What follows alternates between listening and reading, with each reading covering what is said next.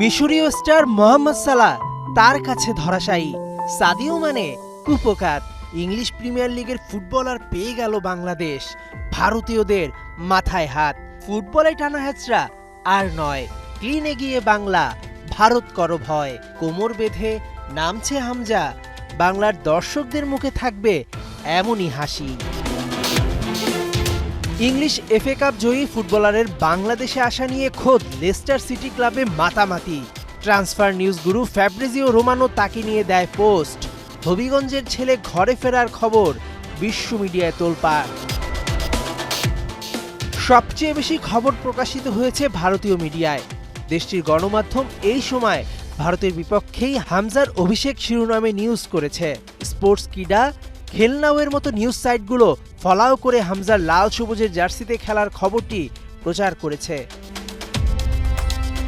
নেপাল, পাকিস্তানের বিভিন্ন গণমাধ্যম দক্ষিণ এশিয়ার সবচেয়ে বড় ফুটবল তারকাকে নিয়ে সংবাদ করেছে। বাদ যায়নি ইউরোপের শীর্ষ গণমাধ্যমগুলো। Foxes Choudhury switches to allegiance Bangladesh, এই শিরোনামে সংবাদ প্রকাশ করেছে BBC. The New York Times, Daily Mail গুরুত্বের সঙ্গে হামজার বাংলাদেশে খেলার খবরটি প্রকাশ করেছে। ইংল্যান্ড অনূর্ধ্ব-21 জাতীয় দলে খেলা হামজা 185 নম্বরে থাকা বাংলাদেশে আসার খবরে ডেইলি মেল তো অবাকই হয়েছে। বাংলার মানুষের ভালোবাসা, বছরের পর বছর হামজার পোস্টে লাল সবুজের জার্সিতে খেলার অনুরোধ হামজা ফেলতে পারেননি। তাই তো ওই ডাকে সাড়া দিয়ে খেলতে রাজি হয়েছেন।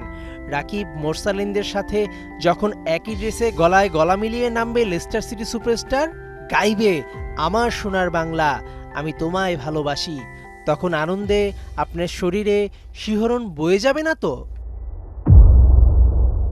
মেহেদী নাইম, ৭১।